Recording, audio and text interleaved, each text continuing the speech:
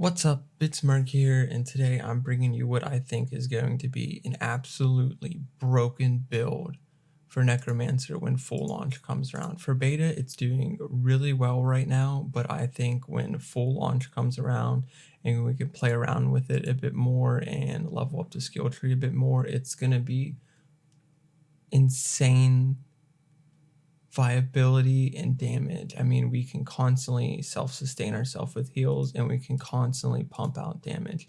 Now, this is a build I see nobody else doing right now. We're not using Bone Spirit. We're not using Blood Mist. We're using no blood skills. The only bone skill we're using is Bone Splinters for essence gain. Besides that, we're using purely curse builds, and our big damage dealer is going to be Blight for shadow damage and Corpse Explosion as also an essence gainer. So without further ado, let's get into the skill tree. I'll go over the skill tree. I'll go over the Book of the Dead, the sacrifices I'm making. The only reason we're gonna have no minions in this build. The only reason I have Golem up right now is I can't sacrifice Golem for the 30% critical strike damage.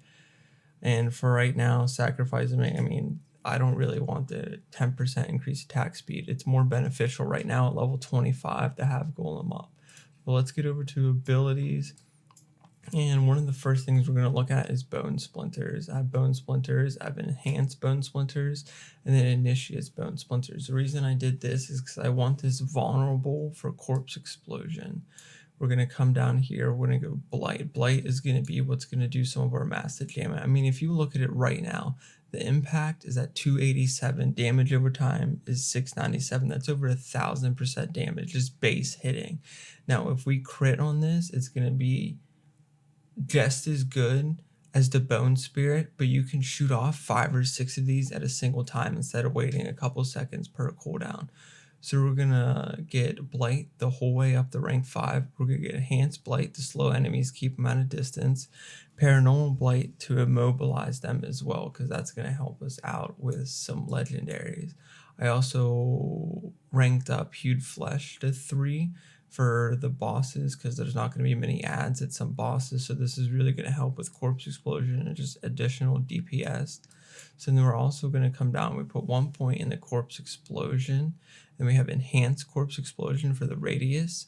And we also have Plague Corpse Explosion. Now, I know we're doing shadow damage, and it seems like it would make sense to get Blighted Corpse Explosion. I've tried this on and I've tried this not on, and having it on Plague Corpse Explosion just does a lot more damage for the Corpse Explosion, in my opinion. Now, Corpse Explosion is also going to generate us a lot of essence with Grim Harvest. This is going to be one of our biggest essence generators. And they also, since we're going to be consuming corpses pretty much nonstop for this build, I went ahead and got Fueled by Death for 12% more damage. And they're also picking up Decrepify and Iron Maiden for the extra Corpse Explosion damage. And there's also a couple legendaries that are going to give us even more Blight damage by just having enemies affected by those. And down here, I haven't taken anything else.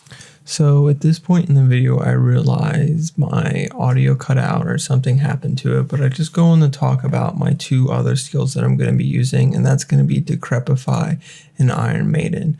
With Decrepify, we just have 1 point in the Decrepify, the curse the target area, and the enemies get afflicted with slow, and they also deal less damage to you for 10 seconds. Now, the reason we're taking Decrepify is the viability of it. You take less damage, but also the slow gives you 10% more towards Corpse Explosion. And then there's also a legendary for shadow damage where any enemies affected with Decrepify and Iron Maiden, you deal a certain percentage of damage to. And then with Iron Maiden, we're going to have 1 point in the Iron Maiden, and then we're going to enhance Iron Maiden to Enhanced Iron Maiden for the essence gain, and it no longer costs essence. Since we're going to be casting Iron Maiden on almost all the enemies we fight constantly, we're going to constantly be gaining more and more essence. And then we're also going to get Abhorrent Iron Maiden Maiden, which is going to heal us for 5% of your maximum life for each enemy that dies while afflicted by Iron Maiden. So you're pretty much constantly going to be healing yourself because almost all the mobs you're going to be fighting are going to have Iron Maiden on them. Once full launch comes and we can level up further and more and have more skill points, I'd probably grab some of these skills. I might, once I sacrifice the golem at 32, pick up Army of the Dead just for having even more corpses at bosses and even extra damage while running around. Now, what I think is going to be really broken about this build is just some of the legendaries they have out for it already. So I'm going to go over a couple of them with you. Just let me. We see right here, Blight, defiled area. When spawn, pulls in enemies around the affected area. So this is going to make clearing out just trash mobs like even easier, because every time you shoot off Blight, it's going to work as a vacuum and just suck them in. And so here's one. Here's another one, Blighted. You're going to deal even more damage every time you cast Blight. So once you cast Blight, we don't know what the percentage is right now, but say it's 10%. When you cast Blight for the next 2 seconds, you'll get 10% more damage for Blight. So that's going to stack. From what I'm seeing, it will stack. And then we also have enemies afflicted by, okay, not that one. So we have Of the Damned. This legendary is going to give us even more shadow damage from Blight as long as the enemies are affected by Decrepify and Iron Maiden. Iron Maiden costs no essence, so we can just basically always pop that. And Iron Maiden, let me go over this real quick. Iron Maiden. For Iron Maiden, I took Enhanced Iron Maiden, so no more essence, and it's going to gain us 5 essence for each enemy that's cursed by Iron Maiden. And it's also going to give us 5% of our health back every time an enemy dies. And we're constantly going to be popping Decrepify and Iron Maiden. Constantly. Like each time we run into a pack of mobs, we're going to pop those for the healing and for the essence. And then once we get this legendary, it's going to be for the more damage. Each time Shadow Blight deals damage to enemy, increases the next Shadow Blight. So there's 2 of these that each time we cast Shadow Blight, it's going to give us more Shadow Blight damage. So that's like 4 legendaries already. It's all about Shadow Blight damage. And if we keep going down, there's a couple more. Consuming a corpse increases the damage of your next core skill. So even though this doesn't have to do with Shadow Blight, Blight is a core skill. So when we're consuming them, and I actually have this one legendary, I'll show you it right here. It's Cadaverous. So if you look at Cadaverous, consuming a corpse increases the damage of your next core skill by 10%, up to 50%. 50%. So since we're already going to be consuming these corpses and we pop that, we're getting 50% more damage. So just out of those 5 or 6 legendaries, and then the skills themselves, and once we can level up even more and we can get like 5% increased movement speed, we get 2% damage here, we'll get 6% damage here because these will stack. I mean, we're looking at probably 150% more damage each time Shadow Blight casted.